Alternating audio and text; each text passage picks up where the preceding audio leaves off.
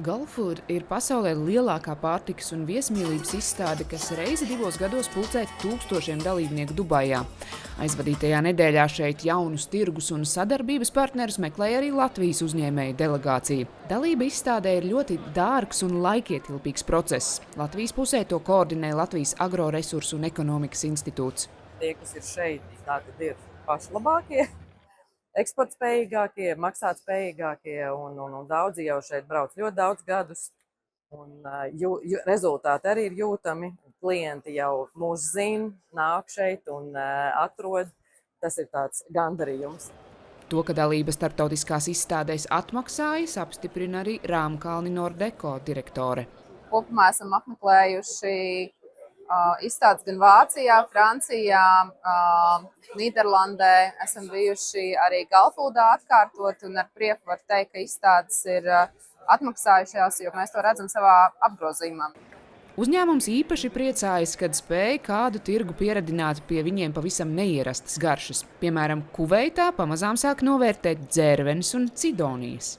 Līdzīgs gandarījums tieši šajā izstādē bijis uzņēmumam Nordcrunch, kuram izdevies apmeklētājus pārsteigt ar auzu čipsiem. Daudz interesanti domā, ka tas ir viens no entajiem produktiem, kas ir ražots no kartupeļiem vai arī no kukurūzas. Bet tagad mēs paskatām, ka viņš ir ražots no auzas, no zirņiem. Viņi vienkārši šokā. Tieši inovatīvie produkti un latviešu personīgās īpašības ir tās, kas liek pie mūsējo stendiem atgriezties, vērtē kāds vietējais uzņēmējs. Pirms 2 gadiem es apmeklēju Latvijas paviljonu, un man radās iespējas, ka viņi ir ļoti radoši, inovatīvi un izmanto veselīgas sastāvdaļas. Un visi cilvēki ir ļoti draudzīgi. Mēs sākām sadarbību ar vienu zīmolu no Latvijas, The Beginnings, tāpēc vēlos sadarbībai pievienot vēl vairāk Latvijas zīmolu. Pērn pārtika bija 4. lielākais eksporta sektors Latvijā. Šeit atbraukušie uzņēmēji pārliecināti, ka izaugsmes potenciāls vēl ir liels. Mums ejošākais tirgus ir Vācija un Amerika. Un šobrīd mēs aktīvi skatāmies uz Koreju. Ņemot vērā to, ka mums Korejas certifikātu mēs ieguvām pagājušajā gadā.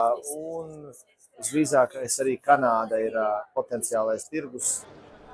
Dalības izdošanās vai neizdošanās tiek mērīta nevis savāktajās vizītkartēs, bet noslēgtajos līgumos. Par šīs izstādes rezultātiem vēl spriest par agru, taču iepriekšējā pieredze daudziem uzņēmumiem rāda, arī līgumi vēlāk neizpaliek. Līva Karlsone, Latvieši.com sadarbībā ar diasporas reportieriem speciāli RTV.